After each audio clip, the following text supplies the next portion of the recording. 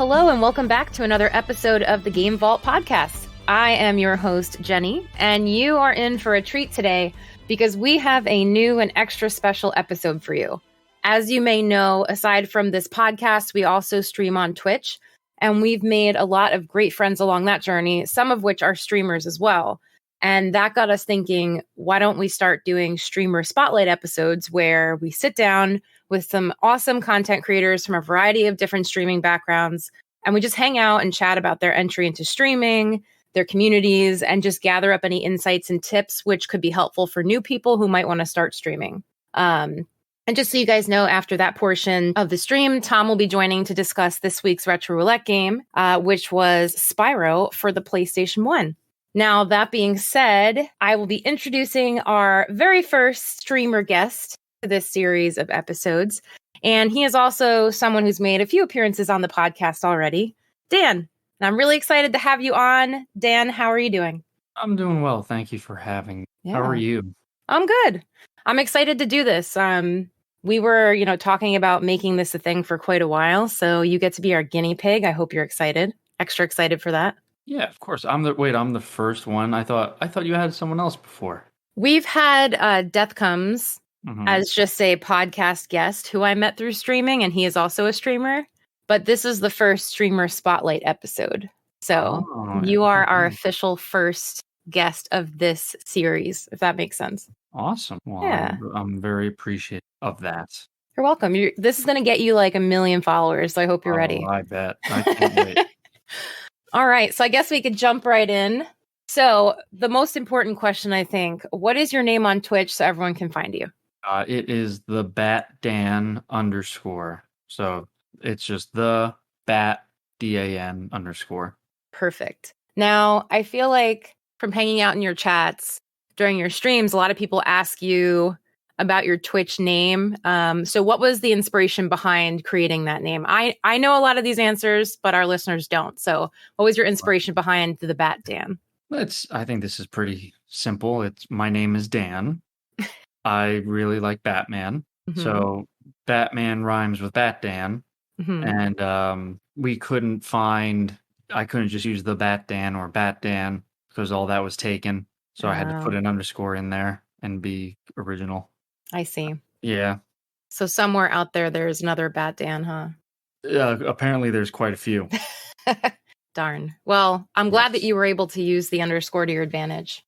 Yeah, I like it. Awesome. So how would you describe your channel to someone who's never been to your streams before?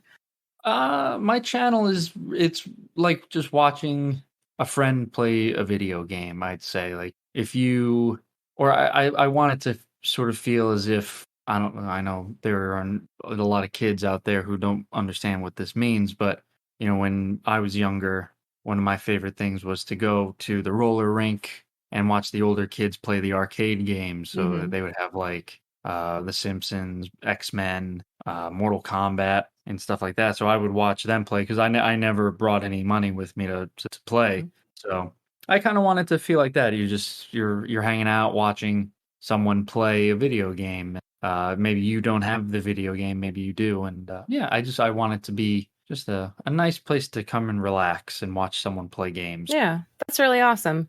So would you say that you're like a chill variety streamer then? Yeah, I guess so. Yeah, variety is, I think that's a good way to put it. Yeah. I mean, just speaking from someone who's been in your streams, I definitely enjoy the chill vibe. You're very calm and collected and obviously friendly and interactive. And you play a nice mix of games. So I feel like, there's usually something that you're playing that would interest a decent amount of people, I would assume. So that's pretty awesome. Yeah. At what point do we let the audience know that we're married? Do we do that or no? Well, the cat's out of the bag. No, I'm just kidding. I feel like I don't want it to be one of the, No, one of those things. It wasn't intentional that I didn't mention it. I just didn't think of it. But yeah, Dan and I are married. That's not the reason why he's our first guest or anything either. There's no favoritism. We just, had some booking issues and Dan was available. So agents, wires crossed. Yeah, it was just a whole process. You know how it is. Yeah, I know that feeling. So now that we know that you're a chill variety streamer, what are you currently playing on stream right now? Is there one game that you've committed to, or do you have a few that you're switching in between? I was playing Skyrim. I was revisiting that, Nice. and then I grew bored with that quickly, and now I'm playing Zelda Breath of the Wild. I might switch up. I know Mark is on, is on the podcast, Hmm. and I reached out to him recently and said it'd be nice to do a little co-op Teenage Mutant Ninja Turtles: Revenge of Shredder. Yeah. So I think we're gonna do that next week at one point, but Nice. it's nothing set in stone. But yeah, right now just Zelda Breath of the Wild. That's an amazing game, so I don't blame you for playing that. Yeah. So, what do you have like a decision-making process really that happens when you choose a game to stream? Like, do you randomly pick one, or do you like playing games that you've played in the past or are good at, or do you prefer playing brand new things on stream? Like, is there any kind of decision-making process there, or do you just go for it? I just go for it. If there's a game that I see that I want to play, I just play it. I don't have anything that. And if a new game comes out, maybe I'll try it. Hmm. I haven't, I haven't really been streaming all that long, so right now I'm just playing games that I liked prior. I think the newest game I played was the Teenage Mutant Ninja Turtle game, Yeah. and again that's harkening back to the arcade days. It Yeah. has an arcade feel. I played. What else did I play? I played Resident Evil 8. I know that Hmm. came out a couple years ago. Yeah, I just kind of go with the flow. I don't really have a process. Fair enough. Now has there been a game so far that you've played that is by far your favorite? No, no, not really. I enjoyed Resident Evil Village. I've enjoyed Teenage Mutant Ninja Turtles. I played Guardians of the Galaxy as Hmm. well. That was fun. Oh yeah, that's a new No, game too. yeah, I don't really have I don't have a favorite really. I've liked every game that I've played. I do like Zelda a lot. But I wouldn't say, it's the best game I've ever played. Right. Yeah, there's nothing that stands out like on its own Right. necessarily. That's Right. fine because that means you like all of them, so that's not a bad thing either. Exactly. Now actually on the flip side of that, is there a gaming genre or a particular game that you would never ever play on stream, or are you pretty much just open to anything? Hmm. I guess I don't like. I know you like the first person like ghost hunting stuff. I'm not a huge fan of that, but Okay. I played it with you a little bit. Yeah, like Phasmo. Um, yeah, probably I would stay away from fighting games and sports games. Okay. That's fair. Yeah, I'm no good at those, and it would just be me getting beaten up on stream, and it might be fun for some people, but yeah, I'm not a fan of it. Yeah. I think there's like a fine line that you don't want to cross where being bad at the game is entertaining, but then if you're like really bad at the game, it's no longer entertaining. So it's like, Yeah. a balancing act. So I don't blame you. I'm really bad at fighting games and I've never really played sports games, so I'm just going to assume I'm bad at them too. So I'm right there Yeah, with you. they're hard. They're hard to play on, person versus person. So, Yeah, definitely. So I know you mentioned this a little while ago. You're pretty new to streaming. Give us a ballpark in case you don't know exactly. How long have you been streaming on Twitch? geez, I guess since I honestly don't remember. I don't have a good memory. I want to say, Was it because like I was January? going to say, because we're married. Right. I'm pretty sure it's been about 6 months, on and off a little Has it bit. been? But Yeah. yeah, I think you started around January. I'm pretty Yeah, sure. maybe. We'll go with that. So yeah, you're pretty new to streaming. So what is your current status on Twitch? Are you just a streamer? Are you affiliated? Are you partnered? What's your current status? I'm a affiliate, I believe. That's what they Awesome. call it, right? Yeah. Yep. Do you remember about how long it took you to reach affiliate? Because I know that's usually a pretty popular question people have when they find out, someone's affiliated. How long did it take you to get to that Not point? long. I think it took 2 weeks. That's awesome. Yeah, I piggybacked off of your community, which was fine, I mean, everyone was very nice. it helps to have exposure to different communities and networking and stuff, but someone's not going to follow you if they're not digging your content. So you should Yeah, give yourself more credit. no, I am. I'm good. Yeah, I guess it took 2 weeks, Hmm. and, then I feel like I took some time off. I don't remember how long, but it was a little bit, yeah, and I just kinda I got back into it like, maybe a month ago. Okay. Um, so what was your overall motivation when you first started streaming? What made you want to start doing this in the first place? I hadn't I had watched you do it and it seemed like fun. And I figured, oh, maybe if I can make a little money on the side, that would be great too. But yeah, and that was pretty much it. So, with that in mind, do you currently have any short-term or long-term goals for yourself for your stream? Like, is there an achievement you're pushing for, like partner or more subs or more follows or sponsorships or what have you? I would say subs and followers. I don't care if I get partnered or not. I just want to have fun playing games and again, if I can make a little scratch on the side, that helps obviously. And Hmm. just, yeah, I want to entertain. I like to entertain. Awesome. So, one of my favorite questions on this list. We're going to talk about your streaming setup because you recently came to own a pretty nice streaming setup. So, for our listeners that don't know, how would you describe your streaming space that you may or may not be sitting in right now? Yeah, I am sitting in it. It's a mostly empty room with Starting out strong. yeah, mostly empty room with some acoustic panels and a couple posters, Hmm. and a chair and a desk. And yeah, Tom was kind enough to make a computer for me, and I'm using that. I have dual monitors and what else do I have here? A ring light. I think it's a ring light that I Hmm. got you for Christmas. And you don't use, so I'm using it now. But yeah, that's and it. One of the monitors was my mom's old TV, and then I got another monitor. Yeah, that's pretty much it.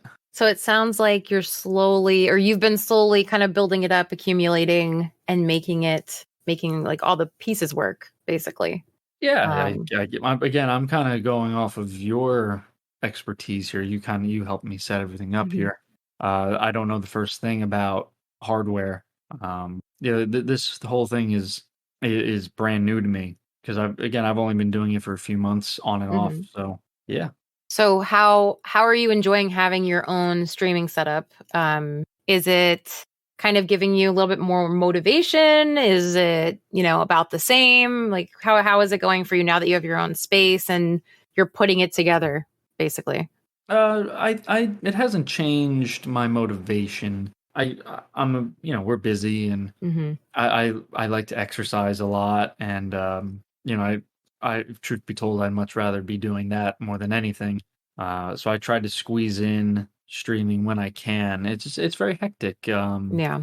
Because some days you just kind of want to hang out, and yeah, you. It's tough to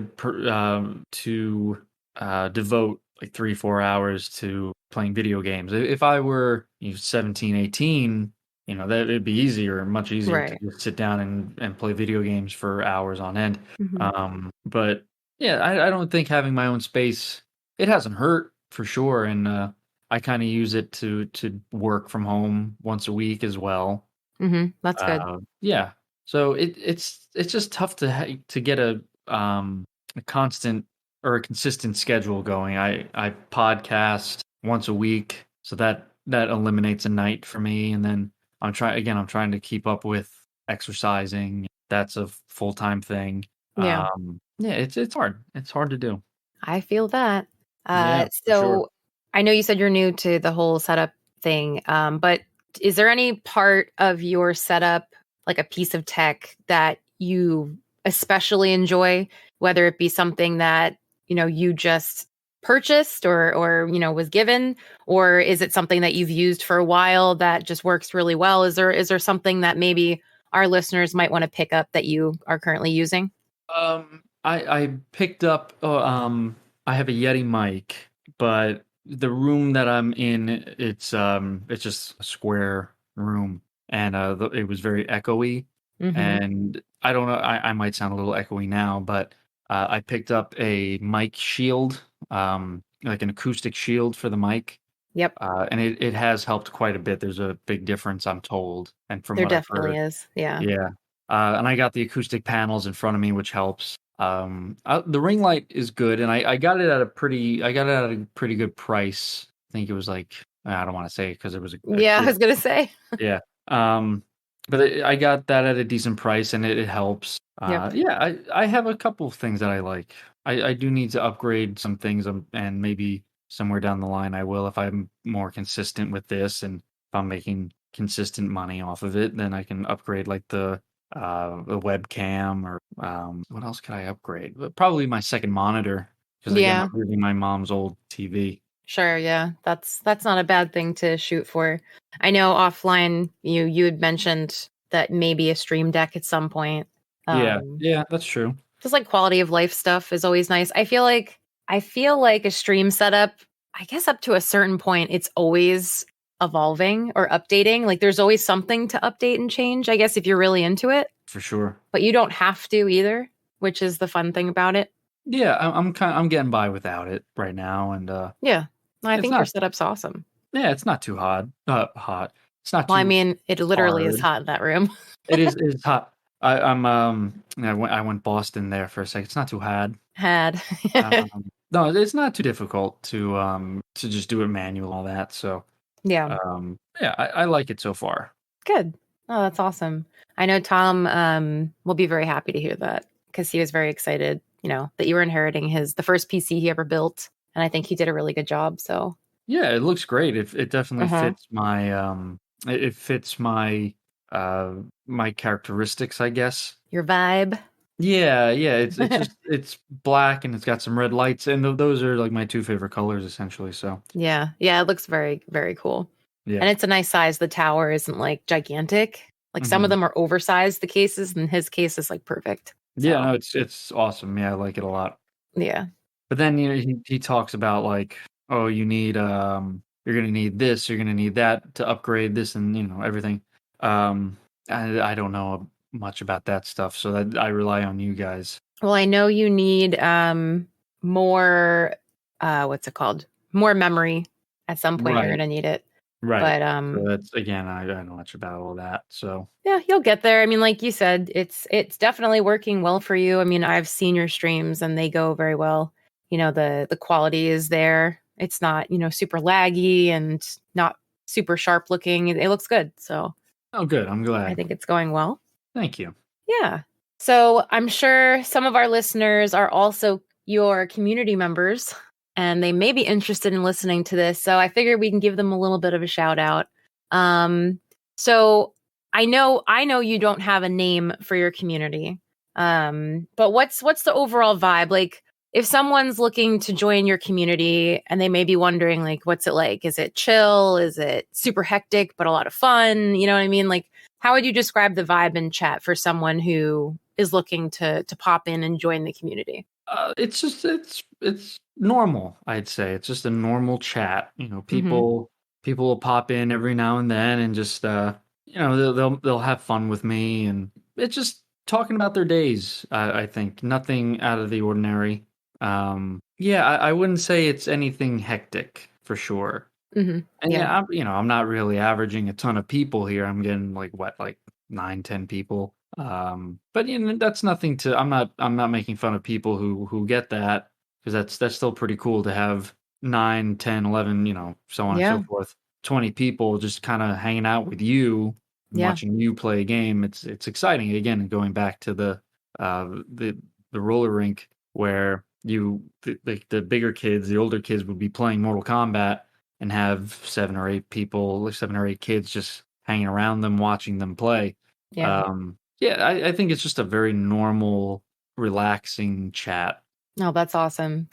I've been in a lot of bigger streams, like way bigger, like 600 plus people. Yeah, And the chat's either flying or you have people saying wild, ridiculous things. And it's nice to have, like you said, like a normal, nice chat where someone can come after work and just hang out and be like, hey, how was your day? And this is what I did, or like, oh, I have this project coming up that I'm nervous about and I'm here to just like blow off steam. I right. think that's nice to have like a kind of like a little sanctuary for people. Yeah, yeah, absolutely. It's nothing's expected of you. Right. Yeah. I think that's great. So a streamer friend of ours, who is Nigiri21 Sushi, invented the phrase supporture, or the word supporture, which is support and torture, because her community likes to redeem punishments for her to do mid-game, like jump scares or like mess her up during a game. And, they're giving her bits or donations to do these things. So is there anything that your community has done like this for you that's become a form of supporture? Because it's always fun to hear about this kind of stuff, I think. There's a thing that was kind of thrust upon me with like pickles. Uh-huh. So I guess that's a kind of a supporter, right? Well, Like I mean, to you it is. yeah, I hate it. Um, yeah, well, this is partially your fault too, Yeah, it could because be. so I don't like pickles. I don't like eating pickles. So part of what got me to affiliate so quickly was that I was gonna eat X amount of pickles if I reached it in time, and so now you bought me a yodeling pickle, and if I guess people can redeem their channel points for them, and then I have to play the yodeling pickle, and it's so annoying. But I guess that's a form of support, right? Yeah, it's support torture, right? Because you have people who are racking up their channel points watching you, and Hmm. then they get to cash them in to hear some sweet yodeling coming from a Yeah, pickle. And then your I, look on your face makes it even better. That's yeah, I great. hate it. At least you're not eating the pickles anymore or drinking the pickle juice, because That's that would true. just be Yeah, torture. that's true. I've had to drink the juice, and it's not great. Yeah. Yeah. Well, I think I think it's fun. It's almost like an inside joke for the community in a way, like the pickle thing, again, from being in your stream, I know it's become a little bit of an inside joke. You have the little dancing emote of the pickle. Yeah. Oh, it's fun, I think. Maybe not for you 100%, but No, I'm glad people get a kick out of it. yeah, no, it's great. So, as I mentioned before, some of our listeners may be looking to jump into streaming for the first time, but aren't sure where to begin. So, what would your, say, top 3 must haves be for someone who's looking to start streaming? And if you can't think of 3, just one is fine. Um, my number one thing, I guess, would be to have an idea of how you want to present your stream. Hmm. Don't just go in being like, oh, I'm just gonna play video games. That's it. Try to have some type of an angle, if possible, whether it just be, maybe putting on like a little bit of an act, or having a nice setup behind you, and or just focusing mainly on one genre of games. Don't just be I guess don't just be someone who's going to sit there and just play a video game. You got to have some sort of some sort of idea of how you're going to sell your stream to other people that come in. Sure. Yeah. Um, Like to stand out, basically, be unique yeah, enough. yeah. Mm. A good mic is a must, Agreed. right? You want to sound good, at least sound good, Right. because you don't always have to be on camera playing, but people want to hear you. People want Yeah, to interact with someone and definitely. not just look at a video game, a screen of just someone playing a video game all the time. Because you could just go to like YouTube and do that. Right. So you don't want, yeah, you don't want that. And a third thing that you need, I guess a good game. You wanna play a game that people are gonna want to watch. Hmm. Don't you don't always necessarily have to play what's new. I mean, you could play some retro games. I know you guys do that, and like something that something that interests you, but also will interest an audience. You don't Sure. want to go too far out of left field and play a game that no one's ever heard of, because then you might get a couple people in, but then it's like, oh well, I don't know anything about this game. It seems weird. Mm. Yeah, something that people know is important, I'd say. Yeah. No, those are all really good tips. What would you say? I mean, one of the biggest questions that people who are breaking into streaming ask that I've noticed are asking how to grow a community, how to get quote unquote noticed, as they say. And it doesn't necessarily mean thousands of viewers, but enough. Like how did you get to the point where when you stream, at the very least, a handful of people are going to tune in and they're going to watch, and you're going to hang out and have someone to talk to? Like, was there anything that you did specifically to build that kind of a community, or is there any kind of advice that you would give, like I said, to a new streamer to help them with that aspect? I would say marry someone who already has a built-in fan base, and then just Wow. ride their coattails. And that's essentially what I did. I mean, we were married beforehand, but Yes. uh, Yes. I was someone I would. Your community knew who I was because I would pop in every now and then, just because I moderate for you and all that.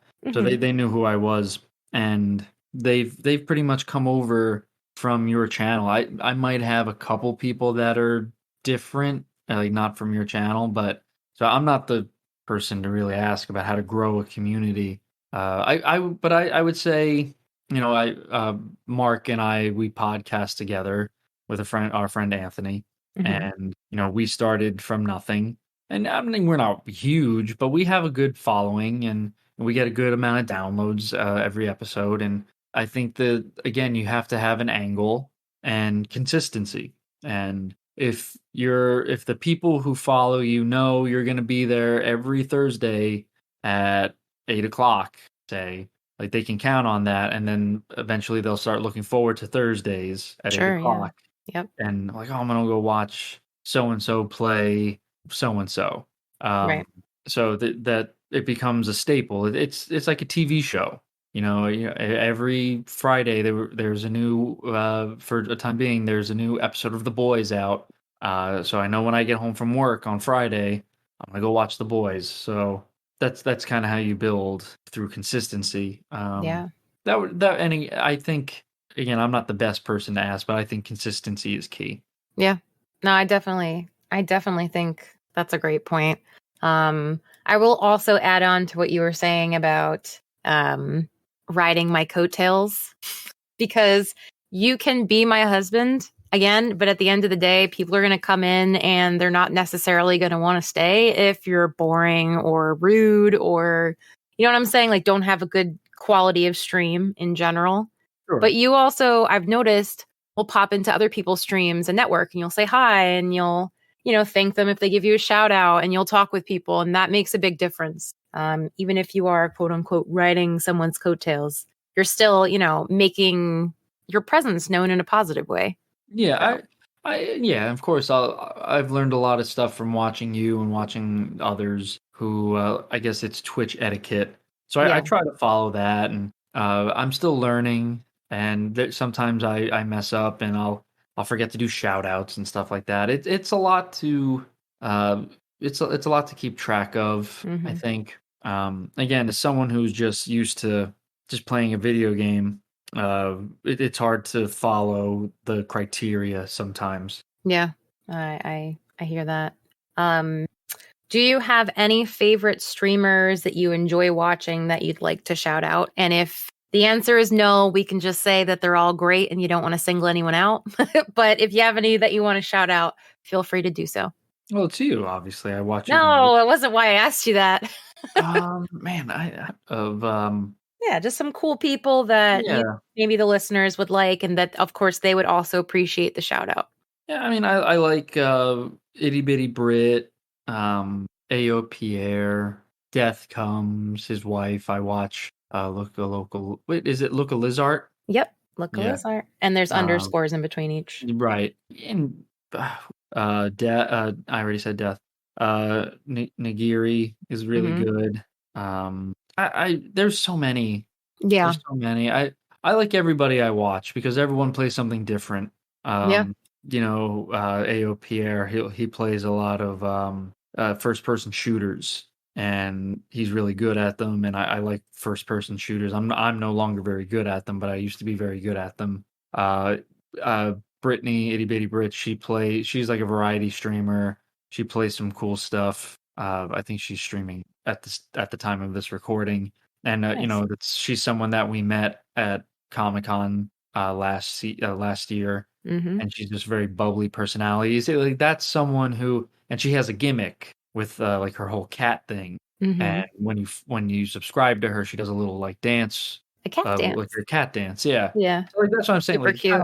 you have to have like a gimmick, where like you have the horror elements and sometimes you'll do cosplay streams and stuff like that. So there's always something different, and you're very interactive with the chat. Yeah, I think having a gimmick is important, and everyone that I watch has that gimmick. Like Land's leader is a very relaxed kind of horror gamer where you could just see he's having fun, and that's also like you want to show the crowd that you're having fun while playing. It's not just Mm-hmm. again you sitting there playing. Right. Even if you're not interacting with everybody, it's important to just have fun with it, because then if the community or the crowd is seeing you have fun, it's fun for them, I think, because Yeah. if you just go into a stream and someone's just sitting there, like Looking like they hate their life. yeah, not even that. It's just like just some guy or some girl sitting there, doing whatever. They could be playing the most fun game ever, and they're Right. just kind of sitting there, like, oh, hey, how you doing? Hey, oh, thanks. Right. It's like, this is boring. Like I love this game, but this person's boring me. So, and also if you're not a very good gamer, you don't have to be great at this stuff. It's like that guy Ninja or whoever. Like these guys are like professional gamers and all that. You don't have to necessarily be this like I God got to gamer. speed run. Yeah, I got to speed run. I got to do everything. I can't die at all, or I Sure. can't mess up. Because there's fun in the messing up, and there's fun in the dying, and Oh yeah, I do it enough. yeah, there's fun in that because people, but no one's perfect, so it's like, oh, this is where I died, or I've Right. always had trouble beating this boss, and they beat. I remember when I was playing Metroid Dread, I had a Oh really hard yeah. time with the final boss, and even when I beat them, I have some people like, wow, it took me forever to beat this guy, and like, yeah, it's fun to see people interacting that way, and Mm-hmm. yeah. Yeah, definitely. So just to wrap up the interview, Mhm. let everyone know again where they could find you on Twitch, please. Okay. Again, it's I keep thinking it's Twitter, but it's Twitch. Yeah. There's no at there. It's just the Bat Dan underscore. So Bat and then my name Dan. The Bat Dan underscore. And I'm again. I also have a podcast that I do with Mark and our friend Anthony. It's Mhm. called They Called This a Movie, and we're way more consistent with that. We have new episodes every Thursday, and it's on every podcatcher out there. Was it Apple, Google Play, Spreaker, Stitcher? So check that out if you can. I invite you to do so. And we're on social media at TCTAM Pod.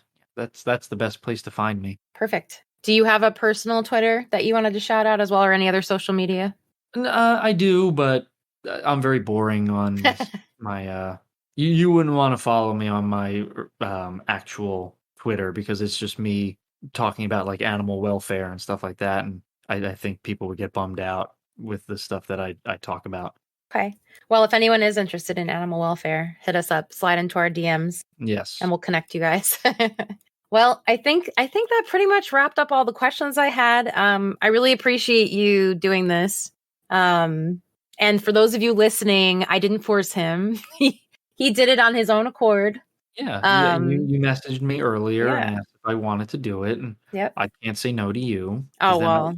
because then mm, I have to like see you later, and then I'd feel bad. Fair enough, I But you guess. didn't force me to do it. I'm glad. Yes. So for everyone out there listening to this episode, if you are not already following Dan, aka the Bat Dan underscore on Twitch, please go head over there, click the follow button, and show him your support. All right, so now it's time to move on to Retro Roulette, and joining me for this segment is Tom. Hey Tom, how's it going? Doing good. It's Friday. I can't ask for it to be any better. I have to agree strongly with that. We played a good game this week, so that made me We happy. did. Yes, I actually played it not too long before we are recording now, so it is fresh in my mind, and I'm very glad because it helped turn around my Friday a little bit. So yeah, but for those of you out there that may have forgotten, we played Spyro the Dragon for the PlayStation 1 this week. So we're going to jump in and discuss. Would you like to start us off? Sure. Spyro the Dragon is one of those games that I was aware of as a kid because it was everywhere, but I didn't have it. It was one of those things where it came out at a point where I wasn't really into playing video games at that time. So it's nice to be able to come back to a retro platformer and not have it be complete garbage. Yes. I really enjoyed this game. There's a lot of stuff that we could talk about, but I'll get my negatives out of the way first, and then we can gloat a little bit. Sure. My biggest problem with the game, which should come to as a surprise to nobody, is the camera. Yeah. The camera is awful. It's just so slow. It's just really slow and clunky. But other than that, I can't really complain too much. Spyro controls really well. The music is really good. This is one of those games I feel like a lot of people may have just turned on and let the music run. Yep. Stuart Copeland, the drummer for the Police, did all of the music for Spyro 1, 2, and 3, and it's so good. It works so well with all of the worlds that you go to. It eases your mind a little bit as you're playing. It makes it in my opinion, makes it a little better to play. I mean, music always makes games better, but I really enjoy that as well because that's my thing on here is to talk about video game music. Yes. You have a good point. I have to agree with you. The music is great. Where are you coming from with this game, Jen? So I know I've mentioned this a few times, but I was mainly like a PC gamer growing up because one of the closest family members to us was my uncle and my cousin, and they had computers because he built computers for a living. So he had a lot of computer games, so I would go over there and play them. We didn't have a computer when I was young. The other, I guess, console that I had a lot of experience with eventually would be PlayStation 1. So I would go over to my cousin's house and I would play Spyro all the time. And I love Spyro. I was thinking about this before. I'm thinking Spyro may be one of the games that really got me into an open world style game, the exploring aspect of it.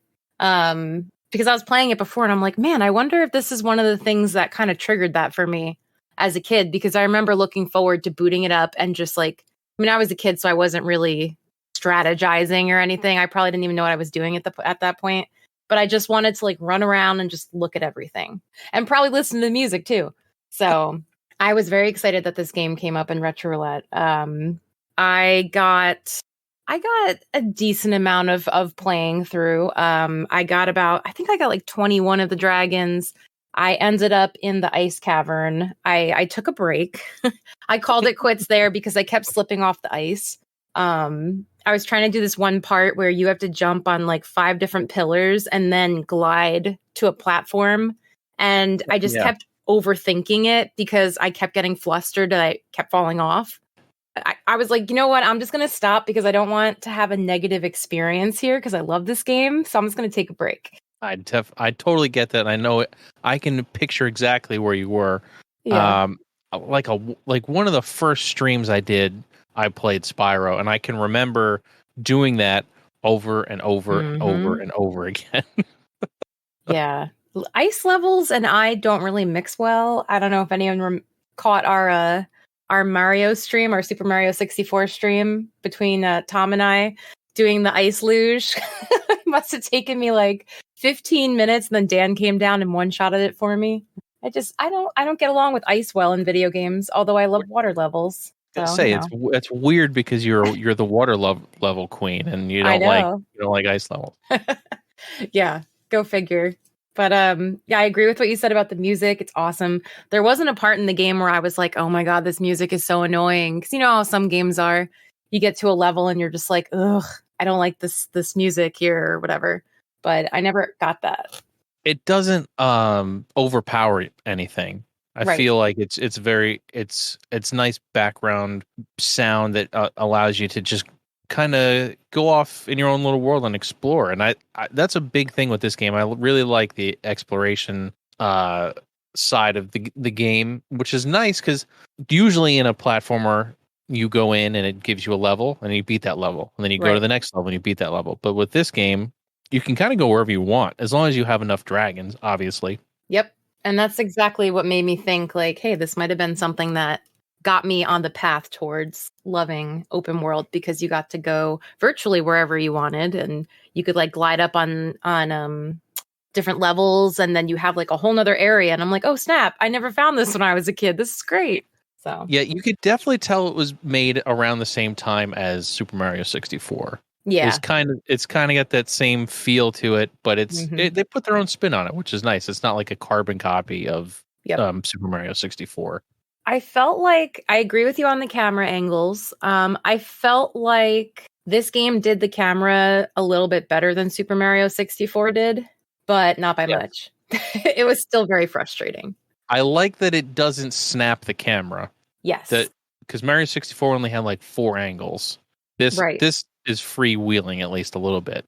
Yep. Yeah. But yeah. That's like the only negative I can really think of. Like there's not anything that comes to mind exactly that was a problem. No, I think I liked how you start out and it's like an extended tutorial finding the first 10 dragons, because I think each one of them gives you an important tip that's going to help you either in that area or just in the game in general. But I feel like it wasn't I don't know what I'm trying to say. It wasn't like cheesy and forced as much as it was like just part of the game and you learned it casually, slowly as you went through. So it wasn't like, this is the tutorial now, you know? It wasn't like Banjo-Kazooie-esque. It wasn't super cheese. Right. Yeah. It was just, it fit. And it wasn't overly difficult. Like, I feel like the difficulty in this game ramps up a little bit at a time. It gets not like, oh, the first 10 dragons, that was so easy. And then like you get thrown into the next world and you're like, what the hell? I can't survive. What's going on? You know, some games are like, they just throw you in the deep end. Yeah. But this game was good. Now, question about the cameras. Yes. On my end, it gave me the option in the options menu to switch from passive to active camera. Did you have that option as well? Yes. Okay. Yeah, I just want to make sure I wasn't telling on myself or anything. No. I tried out both of them and I didn't really notice too much of a difference. Okay. Passive, I guess, is a little easier because you don't have to constantly control it. But yeah, it wasn't like night and day difference for me, because I tend, because now every game you control the camera, so I kind of just naturally will try to control the camera anyway. Yeah. But yeah, I didn't. Once I got in the groove of it, it wasn't terrible, but I was still not a huge fan. But yeah, it's not Super Mario 64 bad. That's for sure. It's definitely not. Yeah. I would laugh like if I went out on a ledge and I was trying to turn the camera to see if I had to jump off and glide in a certain direction. I wanted to see which, angle I should take. And if you're too close to a wall, the camera like literally gets stuck on the wall and you can't look. And it makes me laugh because it's the beginning of being able to, make the camera what they can do today. It's just funny how it gets stuck on the wall and you're like, well, okay, I guess I got to move up a little bit. I guess I'm not going to see around this corner. All right. Guess we're just jumping and hoping for the best. But it's nice that Spyro has a glide. That always is something nice in a game. Well, I mean, he's a dragon, so he can fly a little bit. But it's nice in a platformer to have that little bit of extra security in case you fall off a ledge or something. You can kind of glide to where you want to go. Yep. Yeah. And that was another thing I appreciated about the tutorial, because one of the dragons tells you, like when you're gliding, if you click this button twice, like at the top of your jump, you're actually going to glide higher and faster, like kind of not higher and faster. You're going to get the most air basically when you're trying to hit a high place. Yeah. So I was like, yeah, that's very helpful, I think, especially when kids are playing and, they might not necessarily understand the whole gliding thing. Being able to throw that in there helps, I'm sure. Yeah, that's for sure. But overall, a very good, positive experience, I think it sounds like, for both of us. Yeah, it's like I said, it's a nice thing when we can come on here and have a have a positive experience with Retro Roulette every now and then. I know. Even if everybody already knows it's going to be one, it's still nice to have. Yep. Exactly. And I think it makes it exciting too, because when we have one that is a typical favorite, there might be a little bit of mystery, like, will one of them actually hate it? I don't know. We're gonna have to listen and find out. But sorry to disappoint, we didn't hate it. That's okay. Yeah, it's fine. All right. So I guess we'll give it a score. Tom, what are you rating this one? I'm going to give it a 4 out of 5. Okay. And the only reason I'm not giving it more is because of that damn camera. Fair enough. I'm actually going to give it a 4.5 out of 5. Also for the camera, but it annoyed me a little bit less, I think. So yeah, I think that's a pretty good score. We'll have to get Mark's score offline, but I'm pretty sure he'll hit somewhere in between us, I'm sure. Yeah, it's usually the way it goes. Yep. Well, I guess it's that time. I'm going to have you spin the wheel and we'll see what our next game's going to be.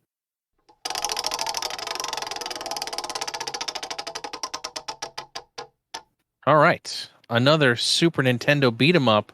We're playing Mighty Morphin Power Rangers. I've never played that before.